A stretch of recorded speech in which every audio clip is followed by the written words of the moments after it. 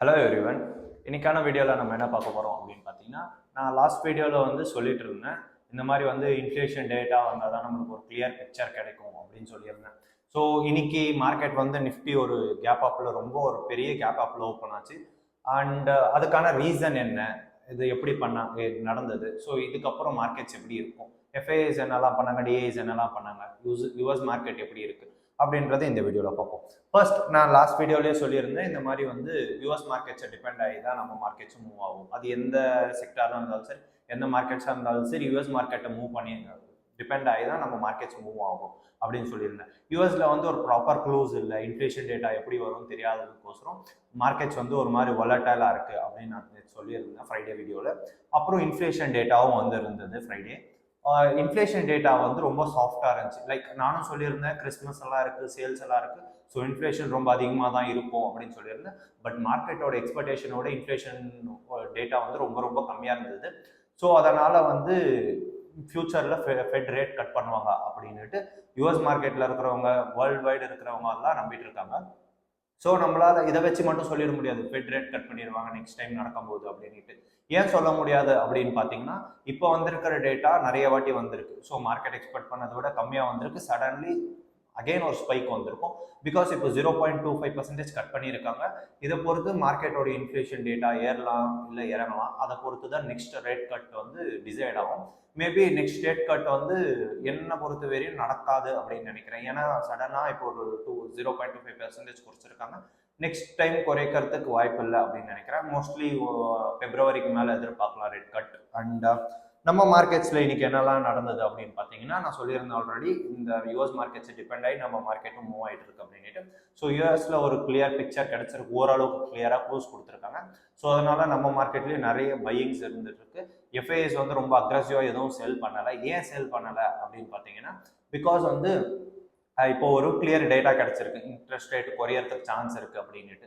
நம்ம வேணா எக்ஸ்பெக்ட் பண்ண இறங்கும் ஏறும்ட்டு. பட் இப்போதைக்கு கரண்ட் சுச்சுவேஷன் என்ன, இன்ஃப்ளேஷன் டேட்டா குட்டாக இருக்குது, ரொம்ப பேடாக ஒன்றும் இல்லை, நல்லா தான் இருக்குது. ஸோ இன்ட்ரெஸ்ட் ரேட் கட் பண்ணுறதுக்கு சான்சஸ் இருக்குது. இதுதான் பேசிக் ஐடியா. ஸோ அதனால் எஃப்ஐஎஸ் வந்து செல் பண்ணிட்டு இல்லை. மேபி இன் ஃபியூச்சரில் வந்து டேட்டாஸ் எப்படி போதோ அதை பொறுத்து வந்து அவங்க பை பண்ணுவாங்களா, செல் பண்ணுவாங்களா அப்படின்றத நம்ம ஃபியூச்சரில் பார்ப்போம். அண்ட் இப்போ வந்து மார்க்கெட்ஸ் வந்து மேலே ஏறிட்டு இருக்கு, உடனே பூம் ஆயிடுமா அப்படின்னு கேட்டிங்கன்னா, பூம் ஆகிறதுக்கு சான்ஸ் கிடையாது. ஏன் அப்படின்னு பார்த்தீங்கன்னா, இது ரொம்ப ரொம்ப ஹை பொசிஷனில் இருக்குது. ஆல் டைம் ஹைல கிட்டத்தட்ட ஆல் டைம் ஹை கிட்ட ட்ரேட் ஆகிட்டு இருக்கு. ஸோ இங்கேருந்து இன்னும் ஒரு பெரிய பூம் கிடைக்குமா, மார்க்கெட்ஸ் போகுமா அப்படின்னு கேட்டால் என்ன பொறுத்து போகாதுன்னு தான் நான் சொல்லுவேன். ஏன் அப்படின்னு சொன்னீங்கன்னா, மார்க்கெட்ஸ் ரொம்ப ஆல் டைம் ஹைல ட்ரேட் ஆகிட்டு இருக்கு. ஒரு பிக் மணி உள்ளே வரதுக்கு சான்சஸ் இல்லை. ஆல்ரெடி இன்வெஸ்ட் பண்ணிட்டு இருக்கவங்க எல்லாம் சேஃபர் அசெட்லேயே இப்போ ட்ரேட் பண்ணிட்டு இருக்காங்க. ஏன்னா கரெக்டாக ஒரு பிக்சர் யாருக்கும் கிடைக்கல. இப்போதான் ஒரு ஒரு டீசெண்டான பிக்சர் கிடைச்சிருக்கு.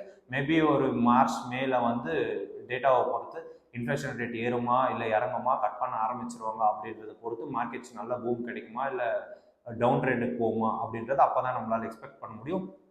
ஸோ இன்கேஸ் நீங்கள் வந்து ஷார்ட் டேர்ம் ட்ரேடராக இருந்தீங்கன்னா, நான் சொல்கிற மாதிரி தான், எப்போவுமே ஷார்ட் டேர்ம் ட்ரேடராக இருந்தீங்கன்னா ரொம்ப சேஃபாக ப்ளே பண்ணுங்கள்.